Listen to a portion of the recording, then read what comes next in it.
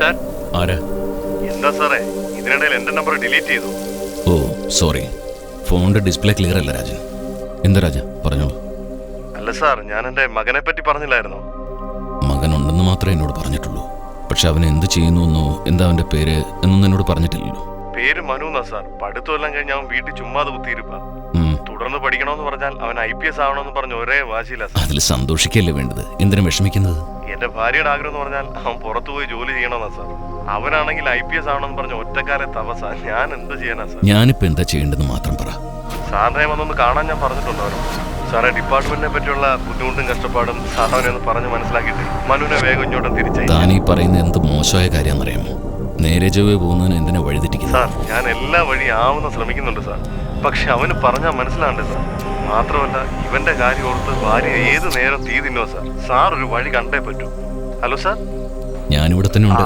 സാറേ, അവൻ IPS ആവണമെന്ന് വലിയ താല്പര്യമൊന്നുമില്ല. പിന്നെ ജോലിക്ക് പോകാൻ മടിയായതുകൊണ്ട് അവൻ IPSന്റെ പേരും പറഞ്ഞ് ഒഴിവാകുമോ സാറേ?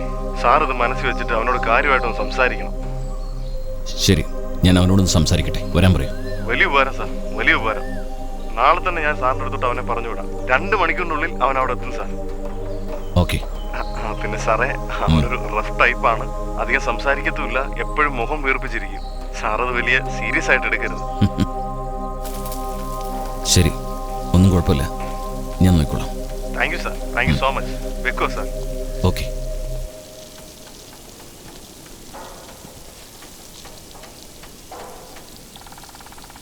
Punctual, very good, welcome.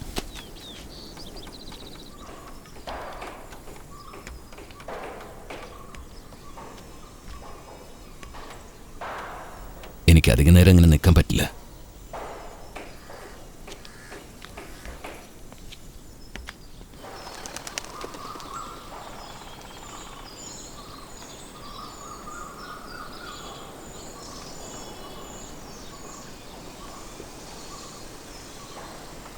ഇപ്പോൾ എൻ്റെ വീടിൻ്റെ റിനോവേഷൻ വർക്ക് നടന്നുകൊണ്ടിരിക്കുക. അകത്തത്ര കംഫർട്ടബിൾ അല്ല. സോ നമുക്ക് പുറത്തിരുന്ന് സംസാരിച്ചാലോ? അതൊരു സുഖമാണേ.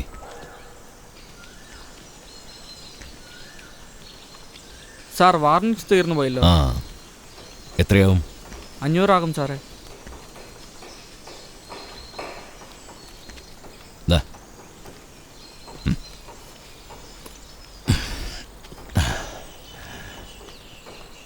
എങ്ങനെ നോക്കിയാലും 1 വർഷം കൊണ്ട് US അല്ലെങ്കിൽ UK സെറ്റിൽ ആവും അല്ലേ? പറ്റുമെങ്കിൽ നല്ലൊരു വാക്കിംഗ് സ്റ്റിക്ക് വാങ്ങി ഇങ്ങോട്ട് അയക്കണം. ഇന്ത്യൻ ബ്രാൻഡ്സ് ഒന്നും 10 പൈസക്കില്ല. ഓക്കെ ബ്രോ, നിങ്ങൾക്ക് ഇന്ത്യ വിട്ടു പോകാൻ താല്പര്യമില്ലെന്ന് എനിക്കറിയാം. നിനക്ക് IPS എടുക്കാനാണ് ആഗ്രഹം, അച്ഛനെ പോലെ. നോ, അച്ഛനെ പോലെ വലിയൊരു ഓഫീസർ ആകണമെന്ന് ആഗ്രഹം, റൈറ്റ്?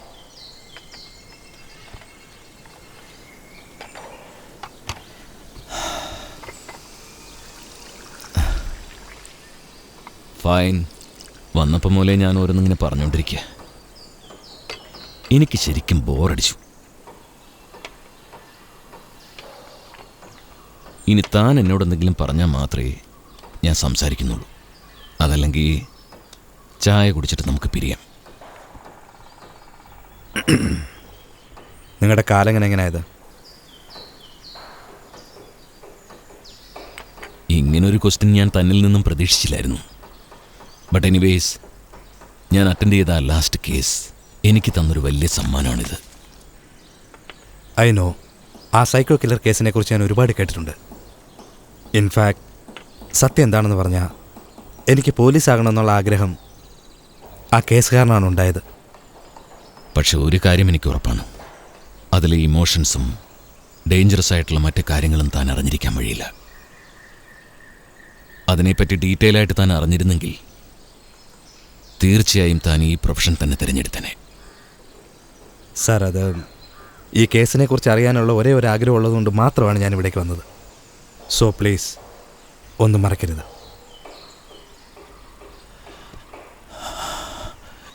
അതിനു മുമ്പ് തനിക്കിതിൽ എത്രമാത്രം ഇൻട്രസ്റ്റ് ഉണ്ടെന്ന് എനിക്കൊന്ന് അറിയണം. ആ കേസിനെ കുറിച്ച് തനിക്ക് ഒരുപാട് കാര്യങ്ങൾ അറിയാമെന്നല്ലേ പറഞ്ഞത്? അതാദ്യം ഒന്ന് പറയേ, എന്നിട്ട് വേണം ബാക്കി കാര്യങ്ങൾ തന്നോട് പറയണോ വേണ്ടയോ എന്ന് ആലോചിച്ചിട്ടൊരു തീരുമാനം എടുക്കാൻ. ഓക്കെ, അതിനെക്കുറിച്ച് എല്ലാം ഒന്നും എനിക്കറിയില്ല. എന്നാൽ അറിയാവുന്ന കുറേ കാര്യങ്ങൾ ഞാൻ പറയാം.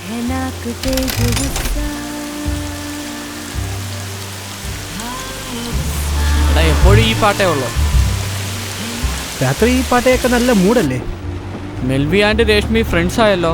ഡാ കുരങ്ങ്, നീ എപ്പോഴാണ് റിക്വസ്റ്റ് കൊടുത്തേ? ഞാനൊന്നും റിക്വസ്റ്റ് കൊടുത്തില്ല, അവളാ ഇങ്ങോട്ട് ചോദിച്ചത്. എൻ്റെ മോനെ, ഈ പുളുവടിയൊന്നും വേണ്ട.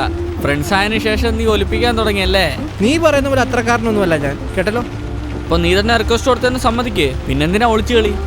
എടാ ഞാൻ പറയുന്നത്, ഞാൻ ഡയറക്റ്റ് ആയിട്ടൊന്നും ആഡ് ചെയ്തില്ല, സജഷൻ റിക്വസ്റ്റിൽ കാണിച്ചു. അതുമല്ലാണ്ട് ഒരേ കോളേജാണ്. ശരിക്കും നീ ഒരു തരികട തന്നെയാടാ. തരികട എന്നൊക്കെ പറഞ്ഞു കഴിഞ്ഞാൽ എന്റെ സ്വഭാവം മാറും. പറഞ്ഞേക്കാം. നോക്കി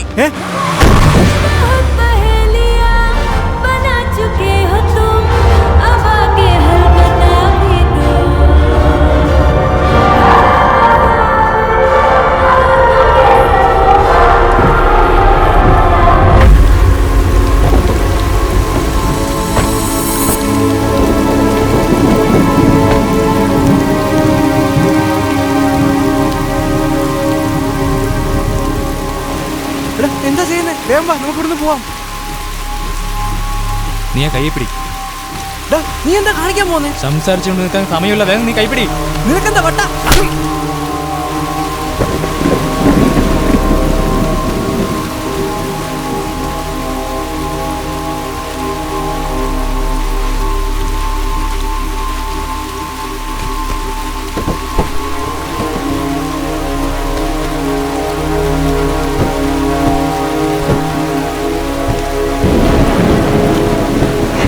കേറ് കേറ.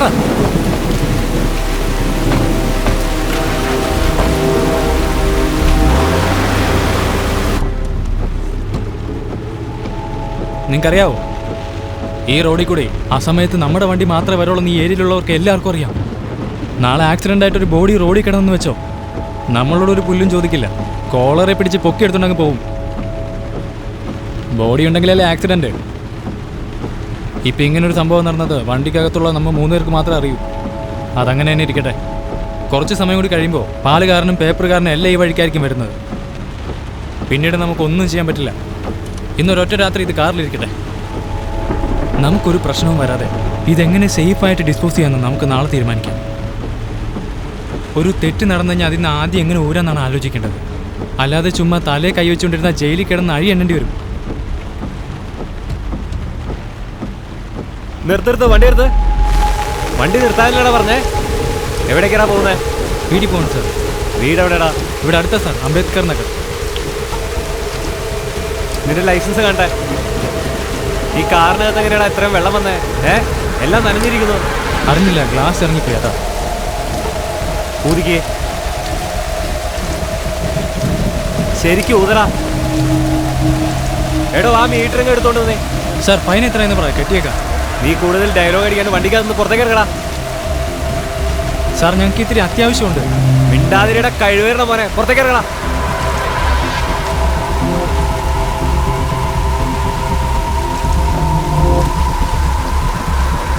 നിന്നോട് പ്രത്യേകം പറയണം, ഇറങ്ങണോ ഇങ്ങോട്ട്. നീ എന്താ മഴയത്ത് നിന്ന് കറങ്ങുന്നേ? ഇങ്ങോട്ട് വാടാ. എടാ നിന്നോടാ പറഞ്ഞു കേട്ടില്ലേ, ഇങ്ങോട്ട് വാടാ. പിടിക്ക്, ഇത് പിടിക്ക്. നീ എന്താണെന്ന് പരിങ്ങുന്നേ? സാർ അങ്ങനെയൊന്നുമില്ല സാർ. വണ്ടിക്കകത്ത് വല്ല കഞ്ചാവും കടത്താണോടാ? ശരി, മക്കളൊരു കാര്യം ചെയ്യും, അങ്ങനൊന്നുമില്ല സാർ. അങ്ങോട്ട് മാറിക്കടാ. നേരെ വണ്ടി സ്റ്റേഷനോട്ട് കൊണ്ടുപോവാ, എന്നിട്ട് പൊക്കോ. കരുണാകരാ, താക്കോലില്ലേ? ഉണ്ട് സാറേ. താൻ ഈ വണ്ടി സ്റ്റേഷനിലോട്ട് എടുത്തിട്ട് വാ. ഞങ്ങൾ എന്ത് തെറ്റാ ചെയ്തേ? നീ ഒന്ന് കൂടുതൽ സംസാരിക്കുന്ന, സ്റ്റേഷനിൽ വന്നിട്ട് പോയാൽ മതി.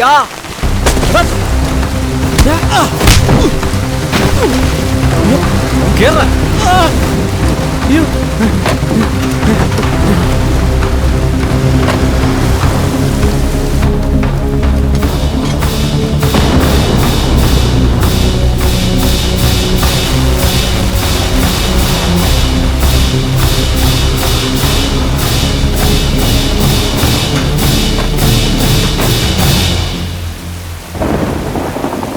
എന്താ?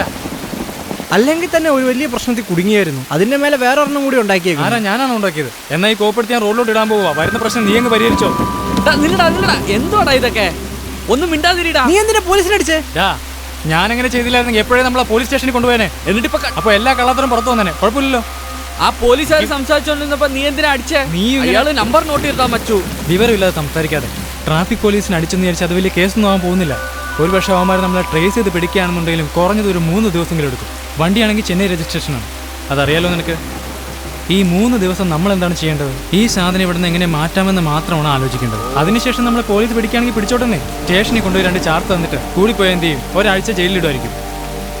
ആയുസ് മുഴുവൻ ജയിലിൽ കിടക്കുന്നതിനേക്കാൾ എത്ര ബെറ്ററാണിത്. നിങ്ങളെയൊക്കെ ഞാൻ രക്ഷിച്ചുകൊണ്ട് വന്നതിന് എന്നോട് നിങ്ങൾ താങ്ക്സ് ആണ് പറയേണ്ടത്, അല്ലാതെ കോപ്പിലെ പണിയല്ല കാണിക്കേണ്ടത്. പറഞ്ഞില്ലെന്ന് വേണ്ട.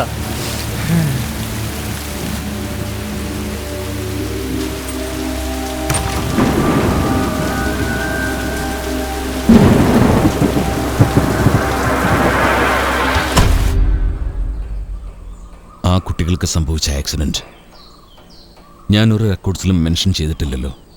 പിന്നെ നിനക്കെങ്ങനെ അറിയാം? ഒരു ടെപ്റ്റിക്കൽ പോലീസിനെ പോലെ ചിന്തിക്കരുത്. ഇതിൻ്റെ പേരാണ് ഫീൽഡ് വർക്ക് എന്ന് പറയുന്നത്.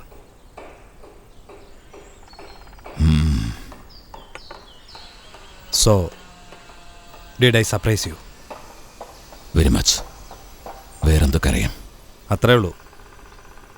ബാക്കി നിങ്ങളാണ് പറയേണ്ടത്. എനിക്ക് പറയുന്നതുകൊണ്ട് പ്രശ്നമൊന്നുമില്ല. പക്ഷെ അതിനുശേഷം നിങ്ങൾ ഈ പോലീസ് ജോലി വേണ്ടെന്ന് വെക്കുകയാണെങ്കിൽ ഐ വോണ്ട് റെസ്പോൺസിബിൾ. നോക്കാം.